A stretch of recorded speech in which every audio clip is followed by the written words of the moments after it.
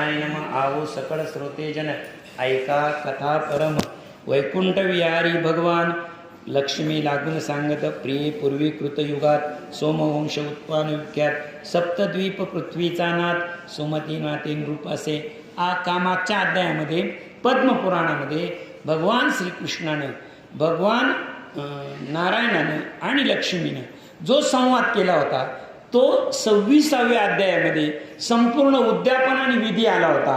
फक्त नियम बनवण्यासाठी 27वा अध्याय होता. 27वा अध्याय हा 26व्या अध्यायाचा उपसंहार होता. उपसंहार म्हणजे त्यात अध्याय 26वा पण त्याचा शेवट 27व्यामध्ये केला होता. आता आपण 28वा घेतोय तो स्वतंत्र आहे. आणि ती कथा आता मी तुला सांगत आहे असं कोण म्हणतोय? भगवान विष्णू सांगतात लक्ष्मीला, आय प्रिये पूर्वी कृतयुगात सोमवंश उत्पन्न विख्यात सप्तदीपा पृथ्वीचा नाथ सुमती नाते रूप असे. तो धर्मात्मा मानदार शांतदाता सदाचार सर्व भूमीशी पूर्ण अहंकारातही अहंकार रहित सर्वदा सदा हरिभक्तीत हरिपूजा करी निरंतर हरिश्रवणाची साधार हरिचीच करी शुचिकर पूज्य जनांची पूजी सतत सर्व भाव पूजा पाळी सतत एवं गुण संपन्न असे. आता कृतयुगामधली कथा आहे, नीट लक्षात घ्या. कृतयुगामध्ये आलं म्हणजे सत्ययुगाच्या पुढचा काळ आहे. सत्ययुगाच्या पुढचा काळ, त्याच्या पुढे द्वापारयुग आणि द्वापारयुगाच्या पुढे कलियुग. मी सगळ्या युगांचं आयुष्य तुम्हाला सांगितलेलं आहे. पुन्हा एकदा किती विसरले असतील त्याच्यात माझा फायदा आहे. कलियुगाचं जे आयुष्य आहे ते 4,32,000 आहे. द्वापार युगाचं आहे ते 8,64,000 आहे. कृतयुगाचं जे आयुष्य आहे ते 12,96,000 आहे. आणि सत्ययुगाचं आहे ते 17,28,000 आहे. आणि या सगळ्यांची बेरीज 43,20,000 होते. आणि हा 43,20,000चा वर्षाचा एक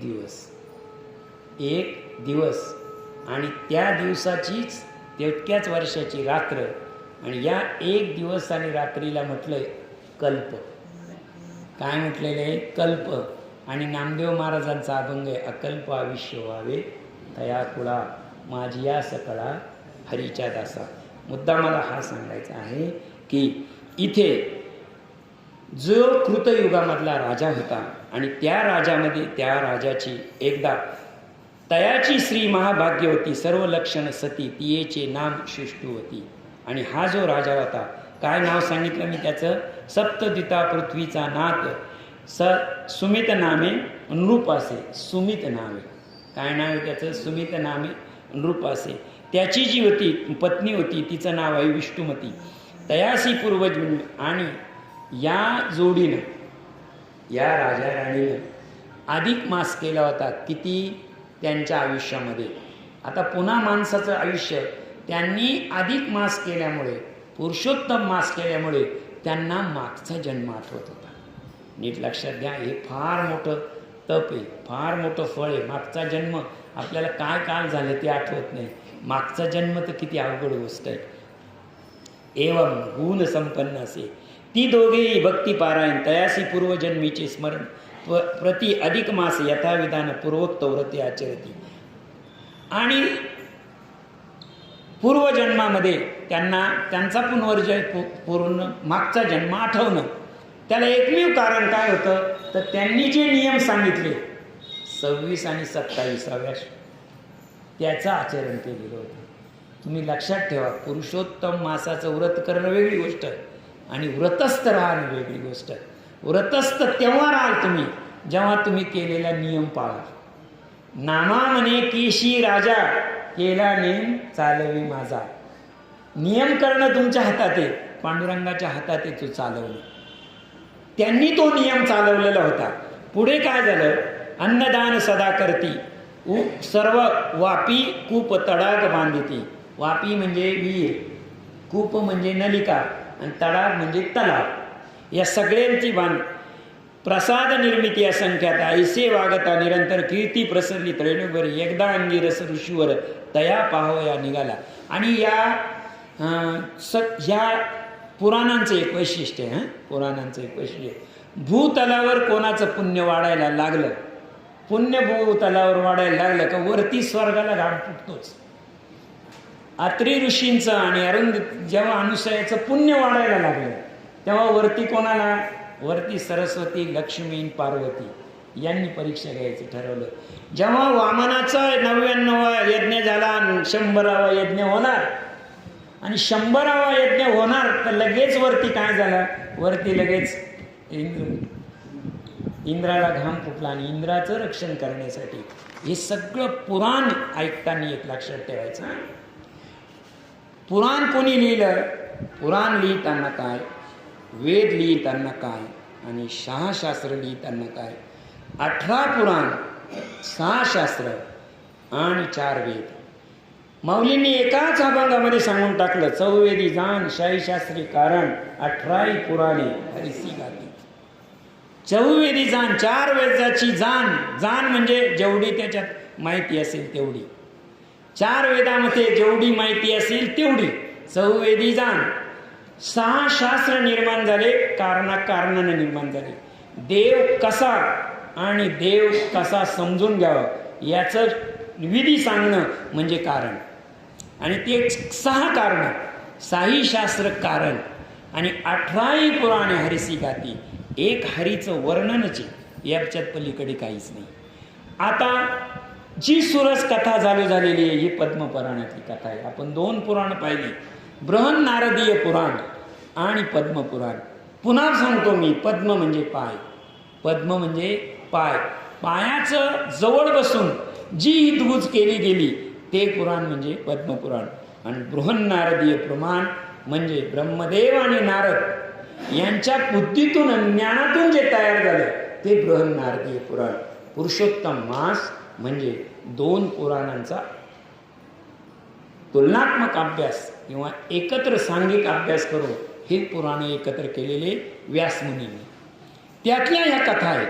आता या कथेमध्ये काय झालेले? तयाचीच अन्नदान सदा करीती, उदकदान सदा कोती, वापी तडक बांधती, ऐसा वागता निरंतर, कीर्ती प्रसरली त्रैल, एकदा अंगिरस ऋषी तयाचा पावया निघाला. अंबारीश ऋषी हे तुम्हाला द्वापार युगात आहे. द्वापार युगामध्ये अंबारीश ऋषी आहे, कृतयुगात आले अंगरिक ऋषी आहे. आणि मनुष्य कधीच बदलत नाही, आत्म्यानं कधीच बदलत नाही. आत्मा फक्त काय बदलतो? कुडी बदलतो. जर रामायणामध्ये बघितलं तर रामायणामध्ये जे अंगद होते, रामायणामध्ये जे अंगद होते तेच पुढे जर आले तुम्ही, कृतयुगामध्ये प्रल्हाद होते, प्रल्हाद होते. तेच जर तुम्ही द्वापार युगामध्ये आले तर तोच अवतार उद्धवजी, तोच अवतार तुम्ही कलियुगामध्ये आले तर नामदेवराय, आणि नामदेवरायांचं अपूर्ण काम केलेले तुकोबाराय. इथे काय बदललं? इथे फक्त अवतार बदलले, मनुष्य बदलले, आत्मा तोच राहिला. म्हणजे जर तुम्ही असं बघितलं, पुराणामध्ये जर दिली त्याला तुकाराम महाराजांचे, नामदेव महाराजांचे प्रमाणे जी सत्ययुगामध्ये, सत्ययुगामध्ये जे तुम्हाला अंगद दिसले तेच तुम्हाला पुढे प्रल्हाद आहे, तेच पुढे तुम्हाला उद्धवजी, तेच पुढे संत नामदेव आणि तेच पुढे तुकाराम. अंगरीश ऋषी हे कृतयुगामध्ये आणि सगळं पुराण पुढे द्वापार युगामध्ये आलेले आहे. अंगरीश ऋषींना त्यांची कीर्ती कळाल्यानंतर पुढे काय झालं? पुढे उभयता मुनीशी वंदुनी बैसले सिंहासन, कीर्ती पसरली तर एकदा अंगिरस तयाचा पावया, सर्वे असती शिष्य बहुत, राजगृहात आला उचित, ते पाहून राव श्री सहित सामोरा त्वरित पावला. एक लक्षात ठेवा, आपले बहुतेक पाहुणे आता फोन करून येतात, आम्ही तुमच्याकडे येणार आहे. खरं तर तो पाहुणा नसतो, त्याला आपल्याला पाहुणा म्हणताच येणार नाही. जो तिथी सांगून आणि वेळ सांगून येतो तो अतिथी नाही. जो तिथी न सांगता, अतिथी म्हणजे काय? ज्याच्या येण्याला कोणतीही तिथी नाही तो अतिथी. जो सांगून आला तो काय? तो व्हिजिटर, आपल्याला भेट घ्यायला आलेले व्हिजिटर म्हणजे आत्ताच्या याच्यात आले ते. आता इथे आलेले अंगरीश ऋषी, अंगरीश ऋषी अवचित आलेले. अवचित आले म्हणजे ते काही एकटेने आले, शिष्यांचा मेळा घेऊन आले. उभयंती वंदोनी चरण, बैसलासे सिंहासनी आणि पद्मिनी उपचारात भक्तिभावे पूजली.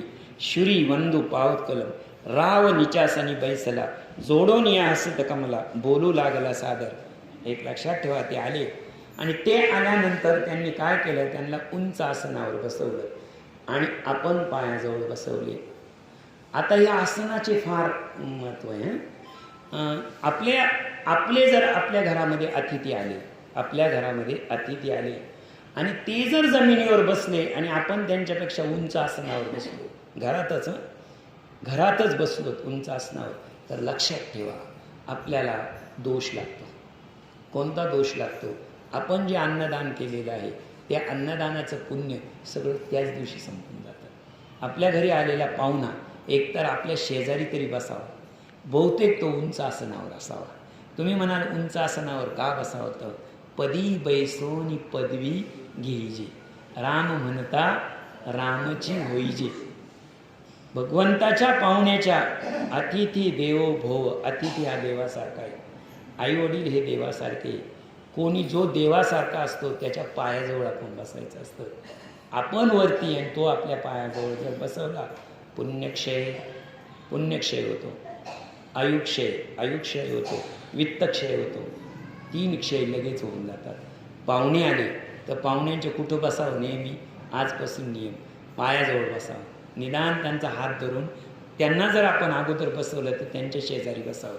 इथे बघा, शिरीवंदोनी राव निचा असनी बैसला, जोडोनी हस्तकन बोलू लागला सादर, सुमती म्हणे मुनिवरा तुमचे येणे झाले ममगरा, येची ऐसे मी बरा कृतार्थ झालो, सज्जना गमन सुखकारक ऐसे बोलती संत लोक, येथे संतांचे प्रेम अधिक संपदा सकळिक येता तेत, संत प्रेमे सत्कीर्ती चढे, संत प्रेमे बहुधन जोडे, संत प्रेमे संतती वाढे, दुर्बुद्धी मोडे सत्प्रेमे. या 3 गोष्टी जाऊ द्या, त्या तर वाढणारच आहे. कोणत्या वाढलेल्या आहे? संत प्रेमे सत्कीर्ती चढे, चढणारच आहे. संत प्रेमे बहु धन जोडे, धन जोडणारच आहे. संत प्रेमे संतती वाढे, संतती वाढणारच आहे. पण दुसरं गोष्ट आहे, संत प्रेमे दुर्बुद्धी मोडे. दुर्बुद्धी मोडे, सुबुद्धी आणि दुर्बुद्धी. खरं तर बुद्धी दुर्बुद्धी हा मानवी आत्म्याला लागलेला अतिशय मोठा दोष आहे. म्हणून तुकाराम महाराजांनी पांडुरंगाकडे काहीही मागितलेले नाही. जर आपण मागणीपर अभंगामध्ये सर्वात महत्त्वाचा अभंग कोणता आहे तर तो असा आहे, दुर्बुद्धी ते मना न उपजे नारायणा. माझ्या मनामध्ये काय करू नको, फक्त दुर्बुद्धी येऊ दे नको, आणि ते तू सांभाळ. कोणाला?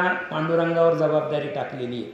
दुर्बुद्धी एकदा मनामध्ये आली, लक्षात ठेवा, दुर्बुद्धी का तुमच्या मनामध्ये आली तर ह्या तिन्हींचा लय होतो. कशाचा लय होतो? संतती, संपत्ती आणि संपत्ती आणि संत प्रेम, या तिघांचा लय होतो. मला एक लक्षात ठेवा, पांडवांना एका सुईवर टोकावर बसेल इतकं सुद्धा जमीन द्यायची नाही, हा दुर्योधनाचा विचार पक्का कधी झाला? जेव्हा त्याच्या बापाच्या मनात दुर्बुद्धी आली तेव्हा. दुर्बुद्धी दुर्योधनाच्या मनात आली का पहिल्यांदा? नाही. दुर्बुद्धी कोणाच्या मनात आली पहिल्यांदा? धृतराष्ट्राच्या मनामध्ये आली. आणि ती मनामध्ये आली, पुढे काय झालंय? संतती नाश झाला, 100पैकी एकही राहिला नाही. दुर्बुद्धी सुरुवात कुठून झाली? दुर्योधनापासून झाली? नाही. दुर्बुद्धी कुठून सुरुवात झाली? धृतराष्ट्रापासून. पुत्रमोह. म्हणून श्रीमद भगवद्गीतेची सुरुवात बघा कशापासून आहे. श्रीमद भगवद्गीता इतका मोठा ग्रंथ आहे, सुरुवात काय? धृतराष्ट्र उवाच. धृतराष्ट्रापासून सुरुवात आहे. आणि पुन्हा सुरुवात ध शब्दापासून आहे. धर्मक्षेत्रे कुरुक्षेत्रे, धर्मक्षेत्रे कुरुक्षेत्रे, धर्मक्षेत्रापासून. मला सांगा, इतका मोठा ग्रंथ जो भगवान श्रीकृष्णानं अर्जुनाला सांगितलं, खरं तर भगवान श्रीकृष्ण उवाच सुरुवात अशी लागत होती. किंवा संवाद कोणाचा आहे? संवाद कोणाचा आहे? संवाद आहे भगवान श्रीकृष्णाचा आणि अर्जुनाचा. मग अर्जुन उवाच असं लागत होतं. पण आहे का तो ग्रंथ? नाही. ती दुर्बुद्धी ज्याच्या मनात निर्माण झाली. मी पुन्हा सांगतो की जर एखादे अघटित घडत असेल आणि जर त्याच्यामध्ये एक शिष्टाई करायला गेले आणि शिष्टाई केल्यानंतर त्याचं पाप पुढं जातं, ज्यानं शिष्टाई नाकारली त्याच्याकडं. मला मुद्दा हा सांगायचा आहे, ही दुर्बुद्धी माझ्या मनामध्ये येऊ देऊ नको असं कोण सांगतंय? तुकाराम महाराज सांगतात. या अभंगामध्ये, या श्लोकामध्ये, या अध्यायामध्ये काय सांगितलेलं आहे? जे संत प्रेमे सत्कीर्ती वाढती, संत प्रेमे धन जोडती, संत प्रेमे संतती वाढे. या 3 गोष्टी वाढच होत राहील, परंतु कधपर्यंत? जोपर्यंत तुमच्या मनाला, तुमच्या बुद्धीला दुर्बुद्धीचा स्पर्श होत नाही तोपर्यंत. जे स्वधर्मे वर्तिती सतत, त्यावरी दया करिता संत. संत जना परी दयावंत, नाही त्रिजगतात कोणी.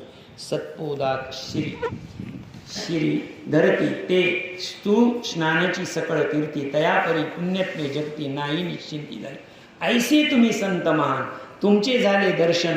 मज आज समान, नसे धन्यच कोणी. इथे राजा सांगतो, राजा सुमती आणि सुमित. काय राजा सांगतो? स्नानाची सकळ कीर्ते, तयापरी पुण्यात्मे जगती, नाही निश्चिती जाणते. तुम्ही सांगा, जितके जगामध्ये तीर्थ आहे, जगामध्ये जितके तीर्थ आहे, त्या तीर्थांचं काम काय आहे? त्या तीर्थांचं काम आहे मनुष्य देहाला पवित्र करणं, आत्म्याची शुद्धी करणं. बरोबर आहे की नाही? त्रिवेणी संगमी नाना कीर्तनमी, चित्त नाही नामी. म्हणजे चित्त शुद्ध करणं हे तीर्थांचं पहिलं काम आहे. चित्त शुद्ध करणं तीर्थाचं काम आहे. आता मला सांगा, तुम्ही अनेक तीर्थ केले, तुम्ही शुद्ध झाले तर कुठं राहाल? तुम्ही तुमच्याच घरामध्ये राहाल. परंतु इथे काय सांगे? स्नानाची सकळ तीर्थे तयापरी.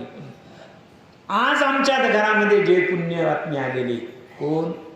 अंगरीष ऋषी आणि त्यांच्या सर्व, की हे सगळे पुण्यात्मे आहे आणि हे पवित्र आहे. सगळे पवित्र आणि पुण्यात्मे आमच्यामुळे घरी आल्यामुळे तुम्ही संतमान, तुमचे झाले मज दर्शन.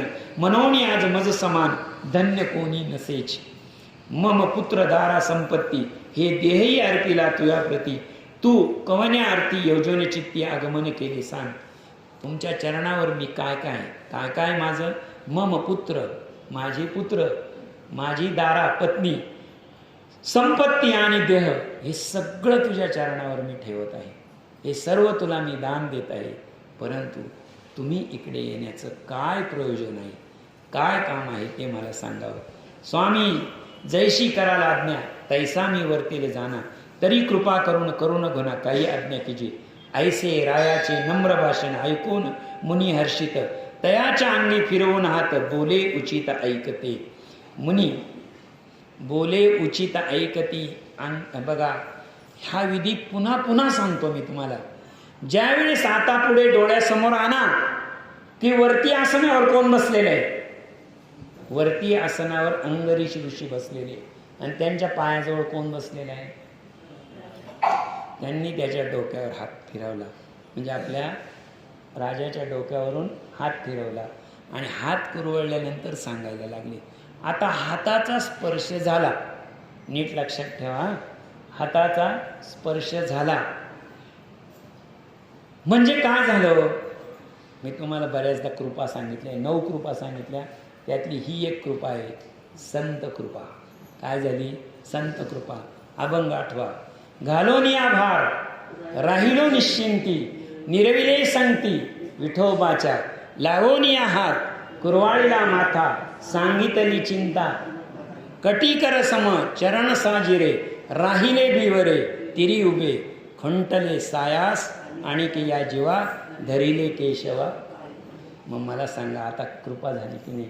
लावोनिया हात, कुरवाळीला माथा. इथे कोणती कृपा आहे? आता ही संत कृपा. लक्षात ठेवा.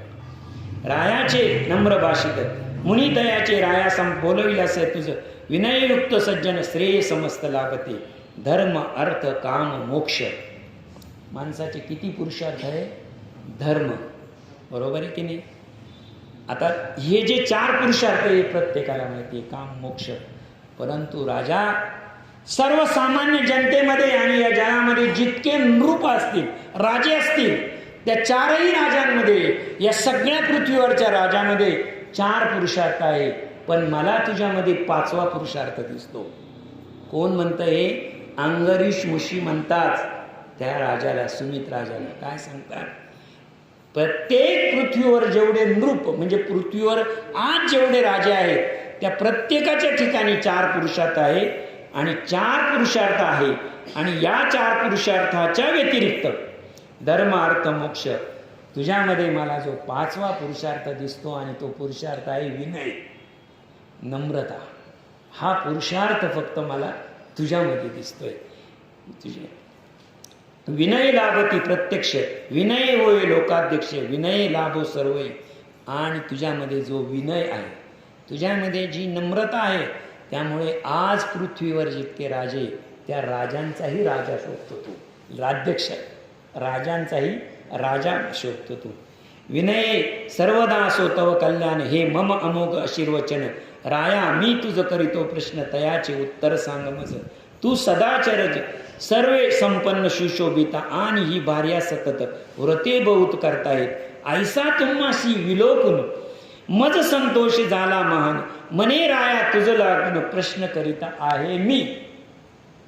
राजा, जितके 4 पुरुषार्थ आहे, धर्म अर्थ मोक्ष आणि काम, या 4 पुरुषार्थाच्या पलीकडे जाऊन एक विनय आणि नम्रता हा तुझ्यामध्ये पुरुषार्थ आहे. मला इथे प्रश्न पडलेला आहे. काय प्रश्न पडलेला आहे? की तुला पूर्वजन्माचं स्मरण होतं, पूर्वजन्म तुला आठवतो. तुझ्यामध्ये 4 पुरुषार्थ आहे. 4 पुरुषार्थ असून 5वा पुरुषार्थ तू कमवलेला आहे. जर तुझ्या पंचम पुरुषार्थ आहे, तुला पूर्वजन्मीचं स्मरण आहे आणि तुला इतकी सुंदर आणि सुवेद्य पत्नी मिळालेली आहे की जी तुझ्या प्रत्येक व्रतामध्ये सहभागी आहे. लक्षात ठेवा, बायको प्रत्येकालाच मिळते. लक्षात ठेवा, बायको प्रत्येकालाच मिळते, गृहिणी मिळेलच नाही. गृहिणी मिळाली प्रत्येकाला मिळेलच, गृहिणी प्रत्येकाला मिळेलच. सौभाग्य मिळेल असं नाही, सौभाग्यवती प्रत्येकाला मिळेलच. लक्षात ठेवा. हां, अध्यायामध्ये नीट लक्षात ठेवा. अध्यायामध्ये या ज्या ओव्या आहेत त्या लक्षात ठेवा. एक एक ओवी आहे आणि तुला अर्धांगी प्राप्त झालेली, आणि अर्धांगीच्या पुढे जाऊन नीट लक्षात ठेवा, पत्नीच्या पुढे जाऊन आपण शास्त्रामध्ये पाहतो, पत्नीच्या पुढे जाऊन गृहिणी, गृहिणीच्या पुढे जाऊन अर्धांगी, अर्धांगीच्या पुढे जाऊन भार्या. आता तुम्ही म्हणाल भार्या काय? भार्या काय? तर तुकाराम महाराजाचा अभंग आठवा आणि मग तुम्हाला भार्या शब्दाचा अर्थ कळेल. हेची थोर भक्ती आवडते देवा, संकल्पावी माया संसाराची. ठेविले अनंते तैसेची राहावे, चित्ती असू द्यावे समाधान. मला सांगा, जैसी स्थिती आहे तैशा परी राहे, कौतुक तू पाहे संचिताचे. ह्या ओळीवर तुम्ही नीट लक्षात ठेवा. जैशी स्थिती आहे तैशा परी राहे, हे कोणासाठी आहे? त्या माणसासाठी आहे. माणूस तो कोणत्याही परिस्थितीत राहीलच हो. हा ग्रस्ताश्रमाला केलेल्या ग्रस्ताश्रमासाठी लिहिलेला अभंग आहे. ज्याची जशी स्थिती आहे तशा स्थितीमध्ये त्याची पत्नी त्याच्याबरोबर राहिली, त्याचा भार उचलला, त्याचा बरोबर चालली. म्हणून शेवटचं चरण आहे, तुका म्हणे घालू तयावरी वार, तुका म्हणे घालू वाहू हा संसार देवापायी. संसारामध्ये भार उचलणारी भार्या. लक्षात ठेवा, भार उचलणारी भार्या. जैशी स्थिती आहे तैशा परी राहील. ज्याची जशी स्थिती असेल त्याच्याबरोबर त्या स्थितीत राहिली ती भार्या. लक्षात ठेवा. हा अभंग आपण वाचतो फक्त. काय वाचतो? हेची थोर भक्ती आवडते देवा, संकल्पावी माया संसाराची. ठेविले अनंते तैशेची राहावे, चित्ती असू द्यावे समाधान. हे काय? हा उपदेश परक अभंग आहे. आणि जर तुम्हाला उपदेश परक अभंग असेल तर कोणाला उपदेश केला, त्याचा उपदेशक, उपास्य आणि उपदेश तिन्ही कळायला पाहिजे. तर याचा उपदेशक कोण आहे? याचा उपदेशक आहे संत तुकाराम महाराज. कोण आहे? कोणाला उपदेश केलेला आहे? तर संसारी माणसाला उपदेश केलेला आहे. आणि यातलं उपास्य कोणी? तर ठेविले अनंते तैशेची राहावे, चित्ती असू द्यावे समाधान. जैशी स्थिती आहे तैशा परी राहे, कौतुक तू पाहे संचिताचे. आता पुढे तू सदा सर्वे श्री हरीची वावया प्रीती उपाव बहु असते परी कवनेसी तुझ प्रती झाली मज सांगावे. जर तू आयुष्यामध्ये नीट लक्षात घ्या या ओवीचा अर्थ श्री हरी वावया प्रीती, परमेश्वराच्या बद्दल प्रीती निर्माण होण्यासाठी किंवा परमेश्वराच्या बद्दल आपल्या हृदयात प्रेम निर्माण होण्यासाठी हरीची वावया प्रीती व्रतादी उपाव कोणती.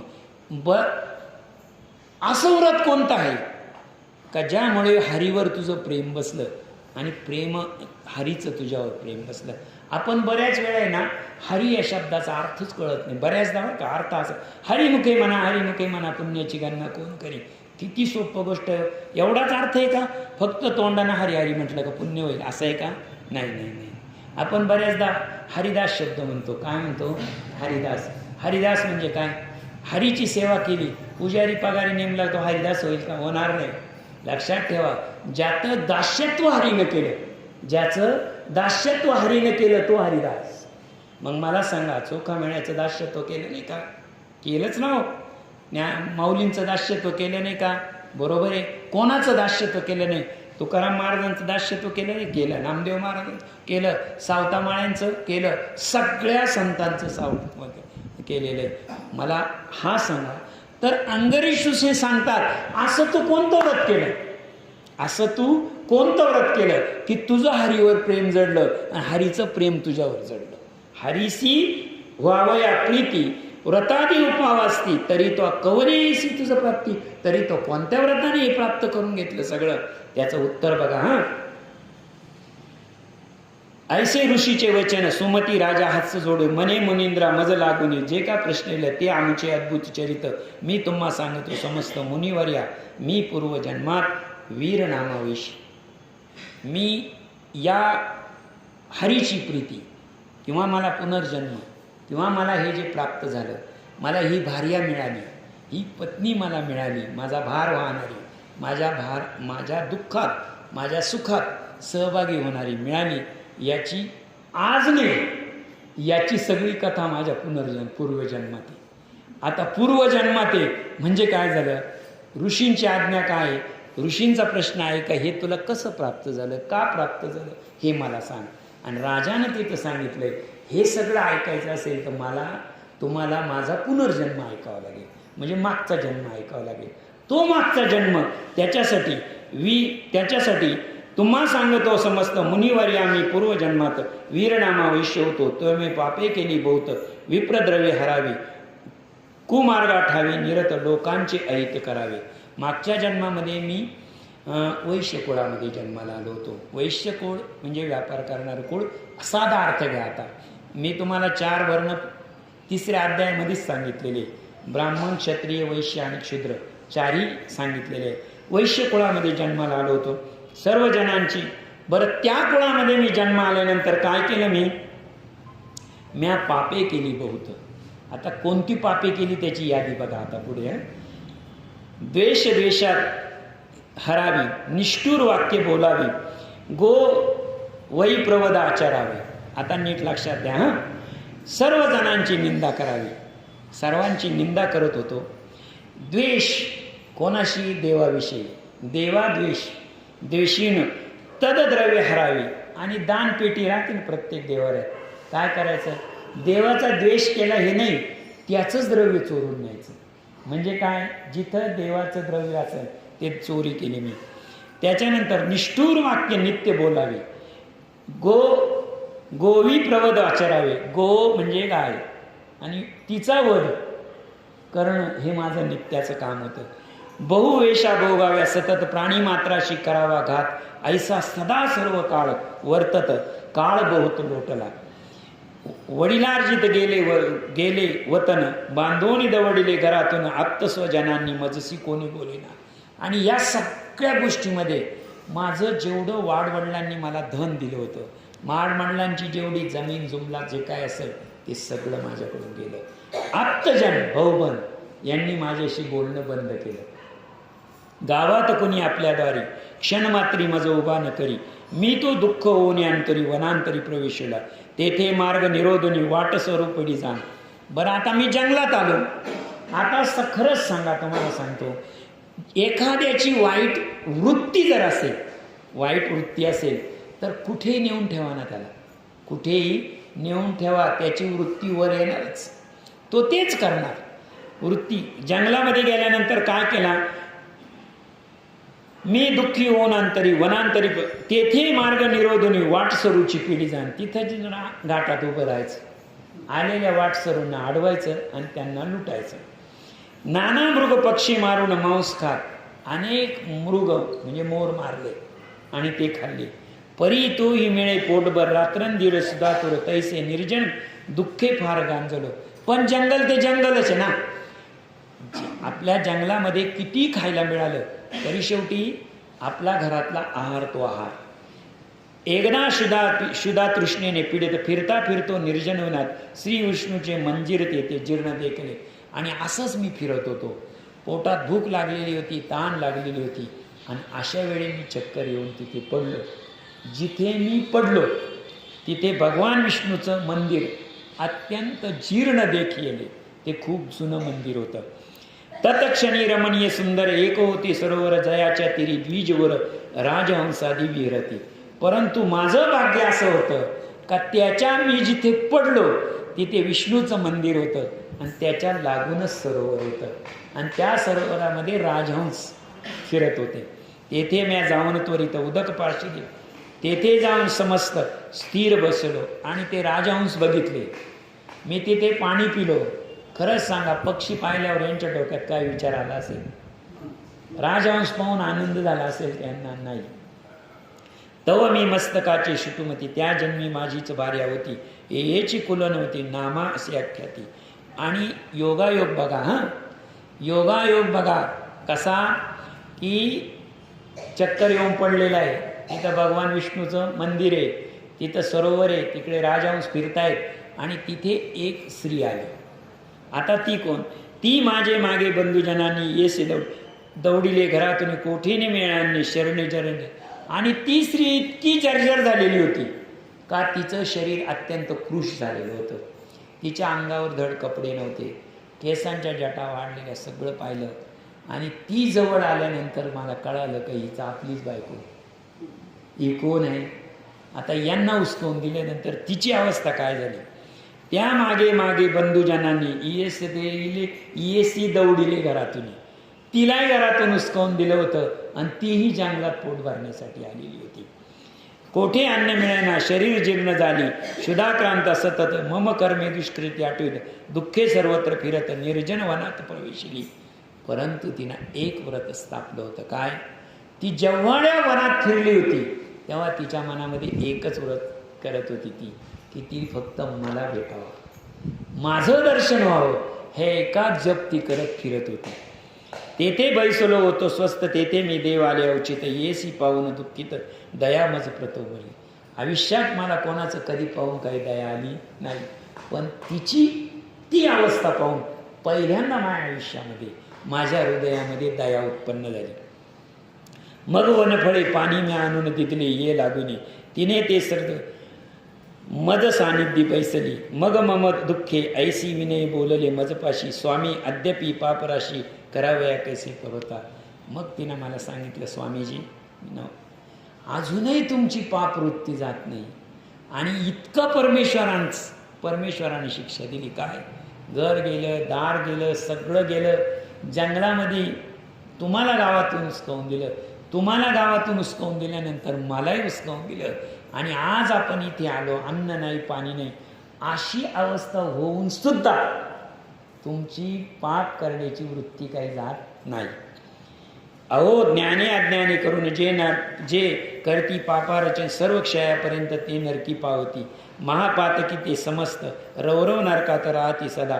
पूर्वसंचित सर्व पापांची काही निकृष्ट करता, पुन्हा पुन्हा पाप कर्मे किरमे ते आचरता.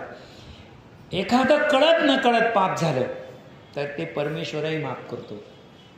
इतकंच नाही तर ते काय सांगतात, पुन्हा पुन्हा पापे कर्मेची किंमत आचरता, वेदांत परीक्षेने करून होऊन या आत्मज्ञान परब्रह्मेची होता आपण हे सत्य असे निसंशय. तरी तदधर्माचे अज्ञ असतील असमर्थ म्हणून आर्यत नियमा प्रत सांगते यथार्थ कीजे. आत्तापर्यंत जे झालं ते झालं, पण एक तर गोष्ट आहे ना, भगवंताचं नामस्मरण केलं किंवा भगवंताच्या जवळ राहिलं तर पाप कर्म जातं. आणि आपल्याला आता योगायोगानं सरोवर आहे आणि योगायोगानं भगवान विष्णूचं मंदिर आहे. अशा पवित्र जागेवर जर आपण आलेलो आहे, तुम्हाला गावातून हुसकावून दिलं होतं आणि मलाही गावातून हुसकावून दिलं होतं, योगायोगानं भगवंतानं आपल्या दोघांना परत एकत्र आलेले. इथून पुढे तरी पाप कर्म सोडायचं, इथून पुढे तरी कोणतंही पाप करायचं नाही. अंतकाळी ज्याची नाम वार्ता विवशमुखे येता नाश होऊनी सर्वता सलोकता लभते.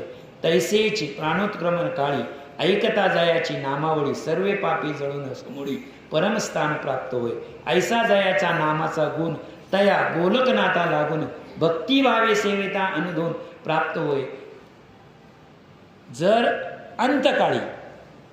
अंतकाळी परमेश्वराचं नाव मुखामध्ये आलं तर उद्धार झाल्याशिवाय राहत नाही, असं मी ऐकलेले नाही. मी तुम्हाला 3 काळ सांगितलेले, एक साधक काळ, दुसरा पर्व काळ आणि तिसरा अंतकाळ. हे 3च काळ आहे. साधक काळ म्हणजे ज्यात आपण आता साधनेत बसलेलो आहे तो काळ, पर्व काळ अधिक मास चालू आहे तो काळ, आणि आपल्या शेवटी जो येईल तो अंतकाळ. जन्म मृत्यू काळ शास्त्रामध्ये सांगितलेला नाही. शास्त्रामध्ये हे 3 काळ सांगितलेले. एक काळ, पहिला काळ जो असतो तो काळ असतो साधक काळ, पर्व काळ आणि अंतकाळ. पाणिनी व्याकरण शास्त्रामध्ये या 2 काळांना 2च काळ सांगितलेले, एक वर्तमान काळ, एक भूतकाळ आणि एक भविष्यकाळ. वर्तमान काळ नाहीच, वर्तमान काळ पाणिनी म्हणतात नाहीच. वर्तमान काळ का नाही तर पाणिनी व्याकरण शास्त्राप्रमाणे मी आत्ता म शब्द म्हटलं आणि जर ह शब्द म्हटलो आणि परत री म्हटलं, ह हा भूतकाळात जातो आणि री हा भविष्यात असतो. आणि आपण जे जमतो, आपण जे राहतो ते फक्त भूतकाळ. आपली प्रत्येक क्रिया, प्रत्येक श्वास हा भूतकाळामध्ये जमा होत असतो. श्वास प्रत्येक भूतकाळामध्ये जमा होत असतो. आपण घेणारा जो श्वास असतो तो भविष्यकाळात असतो आणि उच्छ्वास जातो तो आपल्या भूतकाळात जातो. म्हणजे येणारी क्रिया म्हणजे भविष्य आणि होऊन गेलेली क्रिया म्हणजे भूतकाळ. हे 2च काळ आहे आणि ते फक्त एका क्षणानं जोडलेले. ते कशाने जोडलेले? एका क्षणानं. वर्तमान हा काळ फक्त एक क्षणभर आहे. वर्तमान काळ काय आहे? फक्त क्षणभर आहे. म्हणून माऊलींचा अभंग आहे, देवाची ये द्वारी उभा क्षणभरी. कारण माऊलींना 2च काळ माहिती आहे, एक भूतकाळ आणि एक भविष्यकाळ. जोडणारा सांधा म्हणजे वर्तमान, तो एक क्षण आहे. म्हणून क्षणाचा विचार करता माऊलींचा अभंग तसाच आहे, देवाची ये द्वारी उभा क्षणभरी. महाराज तसंच सांगतात, क्षणोक्षणी हाची करावा विचार तरावया पार भव सिंधू किंवा आयुष्य खातो काळ सावधान. 2 प्रमाणे. मग क्षणोक्षणी याची करावा विचार. मग तुकाराम महाराजांचा पाठ असा आहे का, वर्तमान काळी करावा विचार आहे का असा? वर्तमान काळ नाही, क्षणोक्षणी याची करावा विचार. आता इथेच बघा, जे काय येते स्त्रीभुक्त तयाची करता सतत होऊन पाममुक्त भक्ती लागते. भक्तीने मुक्ती लाभते जाना निश्चिती. हरिभक्ताच्या सेवेची ख्याती त्रिजगती सार मूर्त अथवा अर्धमूर्त. जे का बैसे हरी मंदिरात तयाचे सर्व पाप विरोणिया जाती.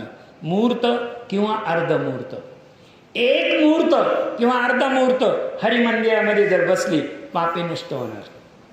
काय सांगितलं मी? एक मुहूर्त किंवा अर्धमुहूर्त म्हणजे एक क्षण किंवा अर्ध क्षण. बरोबर आहे की नाही?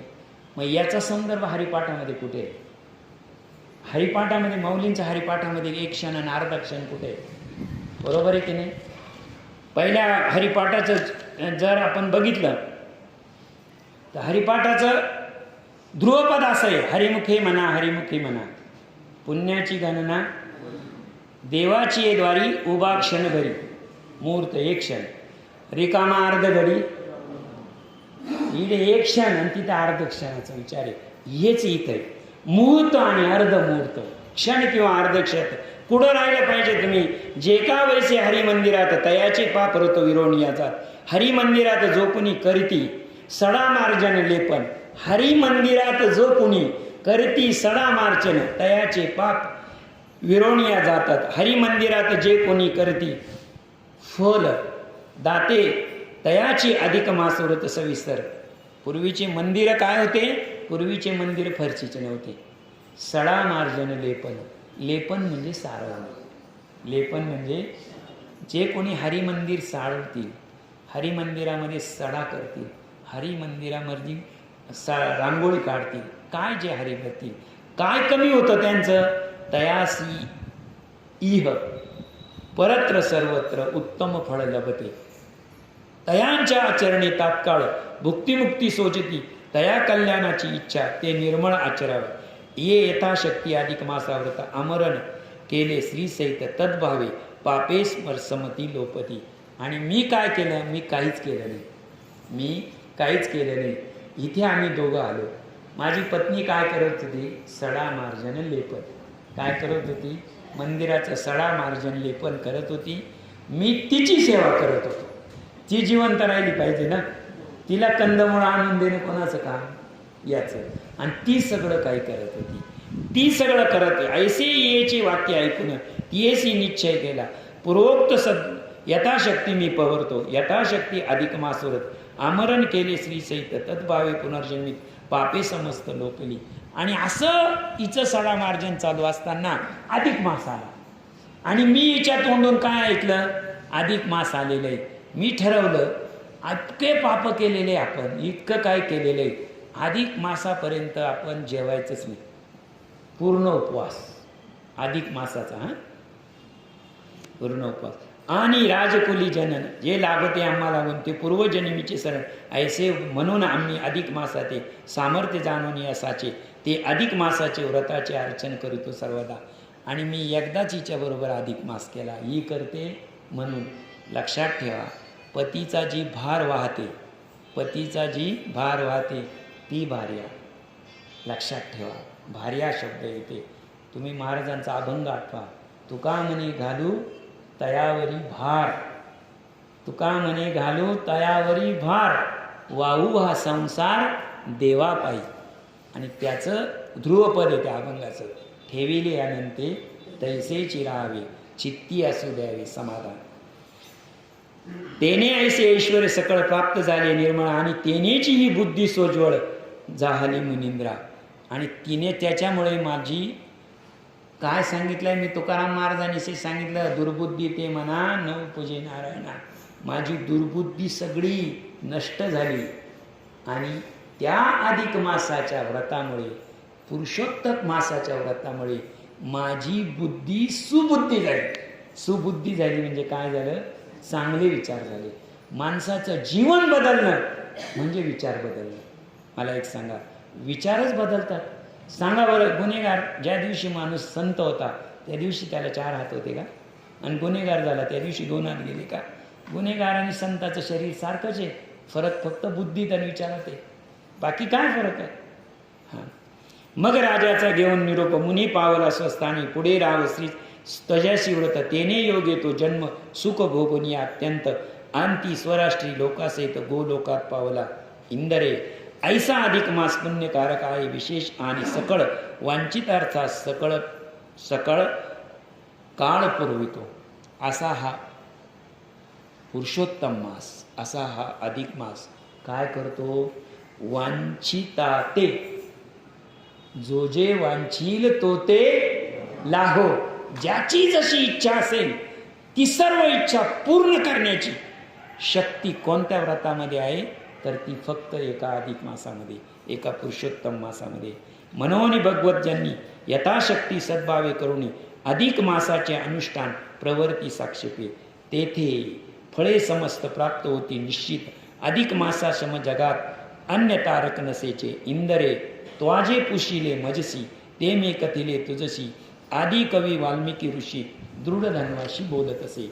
तू मला प्रश्न विचारले आणि मी तुला उत्तर दिली. परंतु हे माझ्या पदरचं सांगत नाही. हा मी संवाद ऐकलेला आहे. आणि हा जो संवाद ऐकलेला तो संवाद तुला सांगतो आहे. संवादाचं एक सांगतो तुम्हाला, मी तुम्हाला पुन्हा पुन्हा सांगतो. जगामध्ये फक्त शरीर बदलतात, आत्मा कधीच बदलत नाही. बरोबर आहे की नाही? ज्यावेळेस एक लक्षात ठेवा, आदिनाथ उमा बीज प्रकटले, मच्छिंद्रा लादले सहज स्थिती. जो आदिनाथ आणि उमेचा संवाद होता तो माशाच्या पोटात मच्छिंद्रानं ऐकला होता. मच्छिंद्राने मग तो कोणाला दिला? मच्छिंद्राने बोध गोरक्षाशी दिला.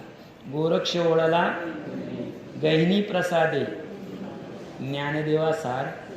आणि ज्ञानदेवापासून पुढे काय? ज्ञानदेवापर्यंत आलं, पण पुढे काय? पुढे लोपले ज्ञान जगी, ही तर नेणती कोणी अवतार, विश्वब्रह्मची केले, सर्वांपर्यंत ते पोहोचवलं कोणी? माऊलींनी ज्ञानेश्वरीमध्ये. तेथे पुशिले महाभाग्यवंत रूपाळा प्रश्न केला पुरुषोत्तम मासाला, कवने प्रकारे त्यात कोणाची पूजा करावी, कोणती दाने द्यावी, कोणते कर्मे आचरावी, कैसा विधी करावा, त्या प्रश्नाचे उत्तर तुशी रमा विष्णू संवादी रूपे विवरणीय विस्तारसे. कथिने जे साचार राया अधिक मासा सम काहीच नाही, तयाशी पुरुषोत्तम म्हणून श्रेष्ठ तो, त्या यथोक्त व्रत करिता अन्य कर्मे आचरिता, दुरिक्त क्षय होऊनी सर्वता या प्रतिश्रुत होय. मी तुला जे अधिक मासाचं महत्त्व सांगितलेलं आहे, अधिक मासाचं व्रत सांगितलेलं आहे आणि अधिक मासाचे नियम सांगितलेले आहेत, त्या पलीकडे या जगात कोणतंही व्रत नाही, त्या पलीकडे या जगात कोणतेही नियम नाही. आणि जर त्यातला कोणताही एक नियम पाळला, त्यातलं कोणतंही एक व्रत येईल, तर काय होईल? तर त्याचा परिणाम काय होईल? यास्तव सकळ नारी नर पुरुषोत्तमा माझे युक्त कर्मातून होती युक्त, की जी ऐसे बोलून वाल्मिकुनी उगीच राहिला श्रीसहित आनंदनी पूजन केले तयाचे. आणि वाल्मिक ऋषींनी जे दृढधान्वाला सांगितलं की अधिक मासाचं जर तुमच्याकडे पुण्य असेल, पुरुषोत्तम मासामध्ये तुम्ही व्रतस्थ राहिलेले असाल, कोणत्या तरी एका नियमाचं पालन केलं असेल, तर आता मी शरयू प्रती बोलता झाला, ऐसे बोलून त्वरगती वाल्मिकी चाला झाला. आणि असं बोलून वाल्मिक ऋषी सांगितलं का आता मला शरयू नदीमध्ये, कोणत्या नदीत जायचं आहे? शरयू नदीकडे जायचं आहे. आणि वाल्मिक ऋषींनी प्रस्थान केलं. तया बोळवित राव राहिला, ग्रामसभेशी गेला, मग वंदोनियात परत आला गृहासी. आणि स्वकांताची गुणसुंदरी पियेसी केला प्रियस, या आचार संसारा माझी काय सुख मानावा, जैसे मिथ्या गंधर्व नगर तैसाची असंवासार, कामादी सा शत्रू कूर घातुक राहिला याशी. आणि मग मी हा संसार जो केलेला आहे, हा कोण आहे? अंगरीष ऋषींना सांगतोय, दृढधन्वाचा वाल्मिकीचा. इथे 3 संवाद एका वेळी चालू आहे. कोणते संवाद आहे? एक अंगरीष ऋषी, सुमित राजा, दृढधन्वा, वाल्मिकी, महालक्ष्मी आणि नारायण. 3 संवाद एकाच याच वेळी चालू आहे. आणि हे तो शरीर सगळे मूत्राधिकासे भरले, वातपित्त कफाचे आवळे यात चाले काय. जर आपलं शरीर जर भरलं, शरीराचाच विचार केला, जर तुम्ही व्रतस्थ राहिले नाही, जर तुम्हाला देव ही जाणीव झाली नाही, सुबुद्धी तुमच्या मनामध्ये आली नाही, आणि केवळ जर शरीरावरच तुमचं प्रेम असेल, तर शरीर काय? शरीर काही नाही. अन्न खायचं आणि मलमूत्र बाहेर टाकायचं, याच्या पलीकडे शरीरात दुसरं काय? आयुष्यभर तेच चालतं ना, अन्न खायचं आणि मलमूत्र बाहेर. एक प्रकारची गिरणी आहे ती, वरून धान्य टाकायचं आणि खाली पीठ पाडायचं. काय दुसरं काय याच्यात? याच्यात आणखी काय? याच्यात काय? पित्त, वात आणि कफ. याच्या पलीकडे याला विकार नाही. पित्त वाढलं तर काहीतरी होईल, वात वाढलं तर काही होईल, कफ वाढला तर काही होईल. एका दिवशी कोपऱ्यात पडा, क्षयती शरीरामध्ये, क्षणाक्षणाला जे क्षय पावतं ते शरीर क्षय होत जाणार आहे त्याचा. यात चाले आहेत हे केवळ अवधू जाण, याचे मजा आहे प्रयोजन. जन्म साफल्य कीजे ऐसे मन झाले असे, तरी सोडून संसाराची समर्ष पुरुषोत्तमाशी संपादनेची जातो मी मनासी आता. ऐसे रायाच्या ऐकून वैखरी महासाधी मस्तक ठेवून चरणावरी हस्त जोडे. आणि मला आता या शरीरामध्ये राहून मला पूर्वजन्म आठवतो, मला हा जन्म आठवतो, माझी भार्या, माझी पत्नी माझ्या बरोबर आहे. मी कायम हिला सांगत असतो की काय, मला आता याच्यात मला तुम्ही संन्यासी जाऊ द्या. असे बऱ्याच वेळा विठ्ठल पंतांनी रुक्मिणीला विचारलं होतं. मला संन्यास घेऊ द्या, मला संन्यास घेऊ द्या, मला संन्यास घेऊ द्या. आणि एकदा ती सहज हो म्हणून गेली. हो म्हणून गेली.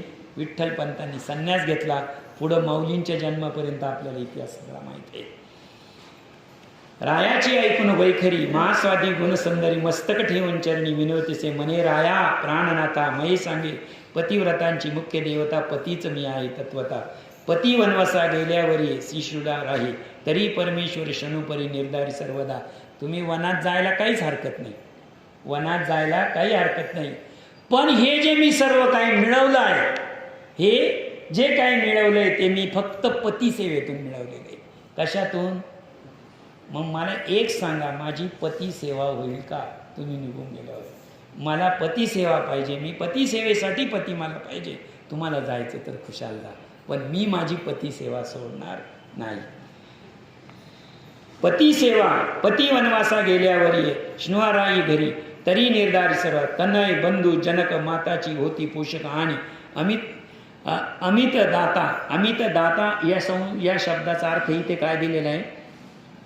पुष्कळ दान देणारा. निर्धारी अमित दाता भरताची होई पा तस्मात भरत्याशी अनुसरून वर्तनार नाही साधी कोण ऐसे राणीचे ऐकूनचेन राव अत्यंत आनंदला. जर तुम्ही आता पुन्हा जंगलात जाण्याचा विचार केला आणि पुनरावृत्तस्थ होण्याचा विचार केला तर लक्षात ठेवा, पहिले दिवसासारखं मी तुमच्याबरोबर येईल. आणि राणीचे हे शब्द ऐकून खऱ्या अर्थानं राजाला आनंद झाला. तस्मात भरत्याशी अनुसरून वर्तनार नाही साधी कोण एक आणि पाचारून प्रजा समस्त राज्य स्थापिला श्रेष्ठ सुत. मग तो राजेंद्र पत्नी सहित तेथून या निघून गेला. आणि त्यांनी जो मोठा मुलगा होता सर्व जनांना बोलवलं, त्याचा राज्याभिषेक केला. आणि राज्याभिषेक केल्यानंतर वानप्रस्थ आश्रमाला राजा आणि राणी निघून गेले. महर्षी सवेत पुण्यराशी जाता झाला आनंदेसी ऐसे श्रीमद नारायण ऋषी नारदाशी कथित झाले.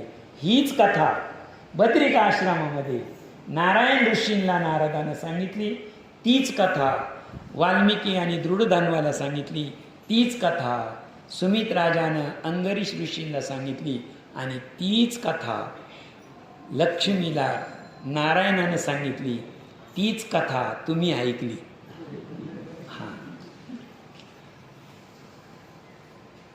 महर्षी सोयत पुण्यराशी जाता झाला आनंदेशी ऐसा श्री नारायण ऋषी नारदेशी कथित झाला. ते पुढील अध्यायी श्रवण बहुत करावे.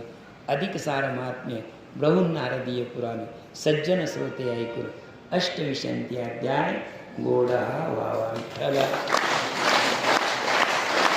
पुंडलिक वरदार विठ्ठल श्री ज्ञानदेव तुकाराम पंढरीनाथ भगवान की जय. मौली ज्ञानेश्वर महाराज जगद्गुरु श्री संत तुकाराम महाराज की जय. पुरुषोत्तम भगवान की जय. अधिक मास भगवान की जय. विठ्ठल